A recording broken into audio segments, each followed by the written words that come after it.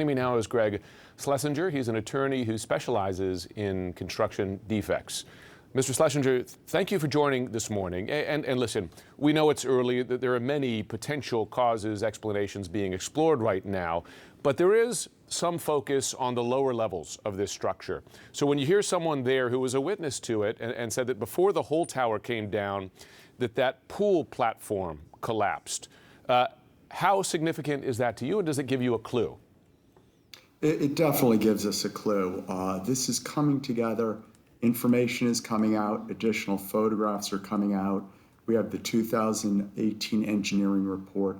We have the Miami Herald photograph of the 36 hours prior to the collapse of the pool area showing significant spalling.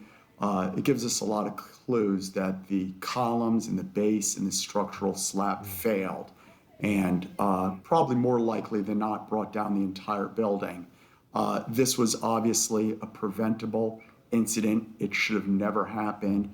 Your last reporting on the North Tower, where it was properly maintained, things that show initial rust, decay are repaired. Those are proactive. Buildings that are properly maintained can last indefinitely. Buildings not properly maintained, we have this situation. I want to ask you because, as you know, you mentioned, for instance, in January 2019, 2018, there was an engineering report which cited the need for repairs. In 2019, residents of Champlain Towers South complained about construction just next door, saying that the construction work was actually shaking the building. These residents said, and I just wonder that when you see multiple warnings like that over several years, does that surprise you? Do they stand out? And are you surprised there wasn't a more urgent effort to address these issues? Well, sure. There should have been much immediate attention after that 2018 report. But in addition, you have what you talk about, the building to the south under construction. That would have a seismic load, and we all know about this in the industry.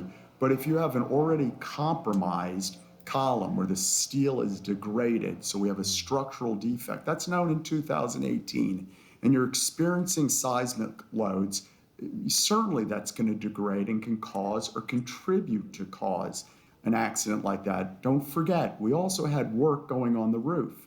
We don't know how much of a point load might have occurred by loading that roof. Again, another stressor on a column that's degraded. And finally, we do know, and we have an engineering professor from FIU that was noting that this building was subsiding. Yeah. Subsiding also adds a load to the overall structural integrity of the building. Yeah, you wonder if it was a combination of effects. Sure.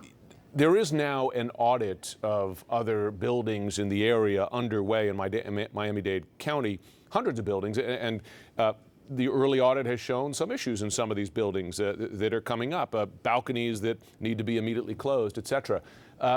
Do you expect to see more of that around there? And I guess the question is, how do you discern between what could be localized issues, minor issues, and ones that might have a catastrophic effect like this one? Sure. Additional investigation. That's been one of the things I've been kind of knocking on. Is that report in 2018 was not enough. It showed structural defects throughout the building, right? But you have to do additional investigation. You have to peel the concrete on the column just to see how bad it is. In other words, you need to go do more. You need to look elsewhere. The building envelope has drywall and acoustical ceilings. You need to peel it back in certain areas, inspect to see whether the joining structural members in that building are also compromised. That wasn't done. There wasn't any additional exploration of the soil to determine why the building was subsiding. We know since the 80s, doing investigations up and down the beach, that once we get involved in the restoration of concrete, and that's what I do, I restore concrete structures, buildings very similar to this, once we get and peel back and start looking, they're always a lot worse. So what you see at the surface doesn't always indicate what's going on below the surface. goodness, and with catastrophic results in this case. Greg Schlesinger, thanks so much for taking the time. Sure.